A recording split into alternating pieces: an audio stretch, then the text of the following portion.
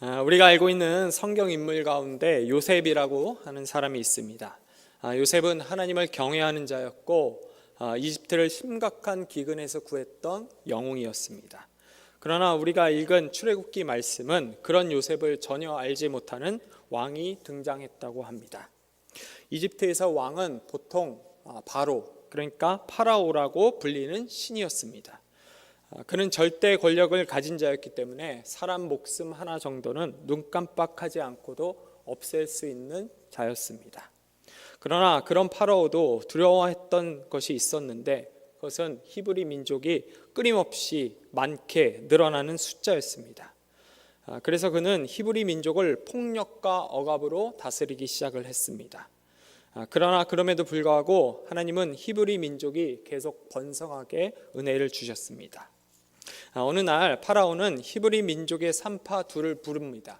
그리고 남자아이가 태어나면 죽이라 하고 명령합니다. 이집트에서 파라오의 말은 법이 없고 또 내 생명을 결정짓는 기준이었습니다. 어느 누구도 그의 말을 어길 수 없었습니다. 그러나 산파들은 히브리 남자아이를 살려둡니다. 그리고 그 이유에 대해서 성경은 이렇게 기록하고 있습니다. 하나님이 두려워서, 하나님을 경외해서. 성경을 자세히 살펴보면 성경을 기록한 기자들이 세상을 창조한 창조주 하나님과 세상을 구속한 구원자 하나님을 구별해서 가끔 기록하는 것을 우리가 알 수 있게 됩니다. 세상을 창조한 창조주 하나님과 세상을 구원한 구속주 하나님은 같은 분입니다.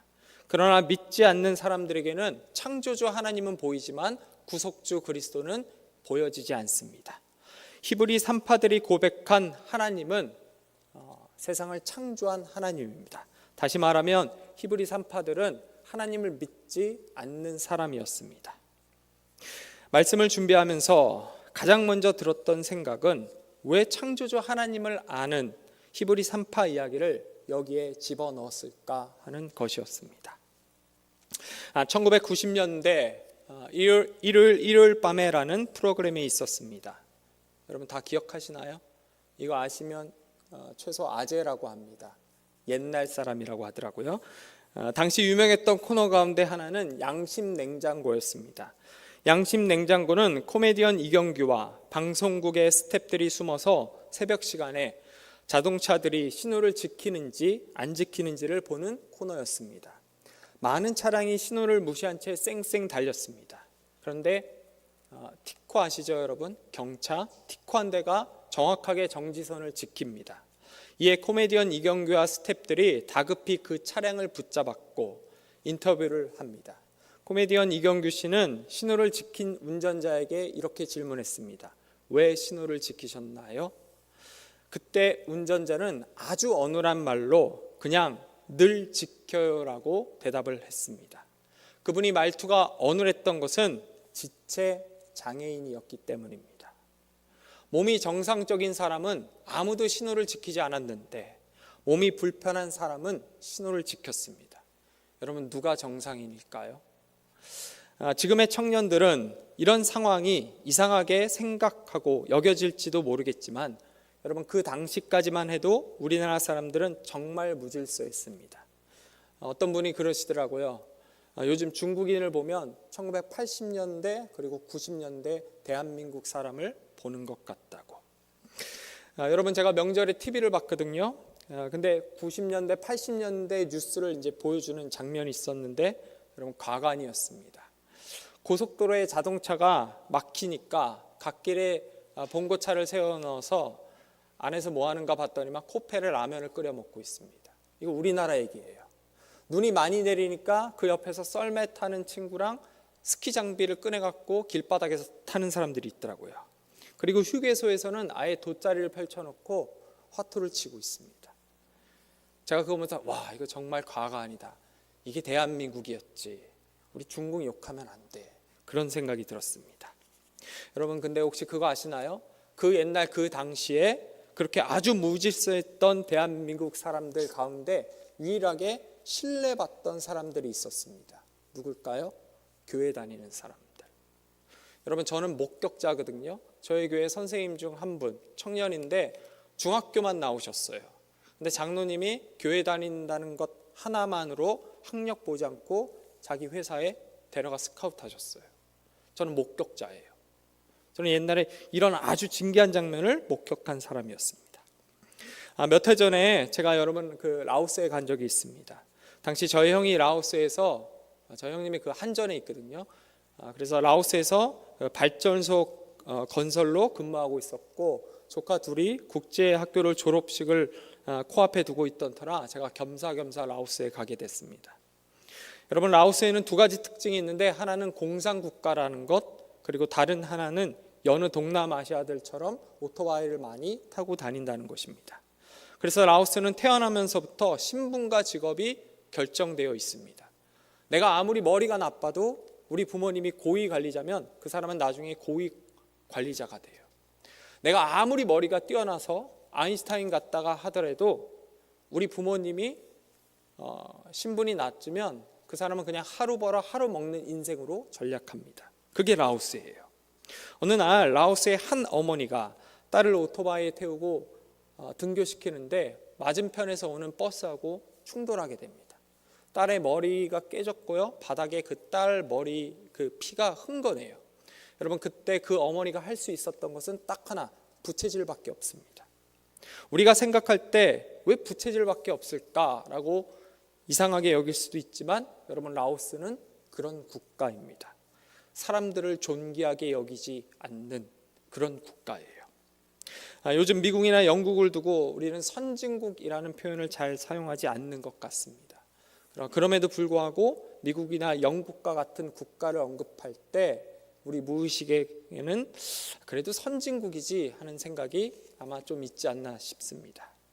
미국에선 소위 보수적인 백인 동네에서 사람들이 무단 횡단을 하면 경찰들이 안 잡습니다. 여러분, 안 잡아요. 무단을 횡단을 해도. 그런데 킥보드 있죠, 여러분? 요즘 많이 타고 다니는 거. 그거 타고 질서 이제 보도블록 같은 데 가잖아요. 그러면 경찰이 붙잡습니다. 그리고 10만 원, 100만 원 가차 없이 벌금을 때립니다. 제가 해봐서 알아요. 제가 열심히 무단횡단 해봤고요. 킥보드 타고 원웨이 거꾸로 갔거든요. 경찰차 3대가 저를 막더라고요. 정말 무서웠습니다. 왜냐하면 미국 경찰은 총을 막 쏘거든요. 그렇죠? 정말 무서웠어요. 선진국은 사람을 존귀하게 여기는 것이 있습니다. 그래서 아마 미국도 그랬던 것 같습니다. 어느 날 인도에서는 소가 사람보다 귀하다는 이야기를 제가 듣게 됩니다. 그러면서 저도 모르게 선진국과 후진국의 차이가 이건가? 이거구나라는 생각이 들었어요. 그것은 사람을 존귀하게 여기는가, 생명을 어떻게 생각하는가였습니다. 후진국의 사람들은, 죄송합니다, 개발도상국인데 후진국이라고 제가 일부러 표현했습니다. 후진국의 사람들은 사람의 생명과 사람을 존귀하게 여기지 않습니다. 그래서 아이가 피 흘리고 있어도 병원에 데려갈 수도 없고 병원에 데려가도 아무것도 해주지 않습니다. 요즘 대한민국은 국민의식이 가장 높은 나라 가운데 하나로 손꼽히고 있습니다. 대한민국은 어디를 가도 식당이나 카페 어디를 가도 지갑이나 핸드폰을 테이블 위에 놓고 화장실을 가도 아무 문제가 생기지 않습니다. 그리고 이런 모습을 보고 외국인들은 충격을 받습니다. 영국이나 미국이라 해도 그런 행동을 하면 바로 도둑맞을 가능성이 높기 때문입니다. 여러분, 제 친구 중에 영국에서 유학한 친구가 있습니다. 이 친구는 영국 얘기만 하면 그냥 가차없이 총으로 쏘고 싶다는 얘기를 해요. 이게 무슨 말일까요? 한 번은 이렇게 이사를 했거든요. 여러분, 외국에서는 이삿짐이 따로 존재하지 않습니다. 그냥 옆에 있는 사람 부르거나 같은 교회 다니는 사람 친구들 불러갖고 이사를 많이 해요. 제 친구도 이제 이사를 했어요. 영국에서 그래도 꽤 비싼 동네에서 이사를 했습니다. 이사를 하고 나니까 몸이 너무 피곤해서 잠깐 집에서 잠이 들었는데 이게 잠깐 잔다는 게 한 6시간을 잔 거예요. 그러다가 새벽에 앞불싸하고 일어났어요. 왜냐하면 자동차에 이불을 놔두고 내렸거든요. 근데 앞불싸하고 일어났습니다. 그래서 얼른 내려갔더니만, 여러분 이거 실화예요. 자동차에 엔진 빼놓고 다 가져갔어요. 유리창을 깨서 이불을 가져갔고요. 심지어 타이어도 가져갔습니다. 잘 모르는 분들이 블랙박스 얘기하는데 여러분 거기는 블랙박스가 문제가 아니에요. 블랙박스로 찾을 수가 없습니다. 여러분 호주 같은 나라는 영화로도 만들어졌는데 외국인들이 여행에다 실종하면 시신도 못 찾습니다. 언제 찾죠? 시신을 숨겨놓은 그 땅에다가 집을 지을 때 웬 시체가 나와요. 그럼 그때 찾는 거예요. 그러면 알아보면 이게 그때 없어진 사람들이구나 이렇게 돼요.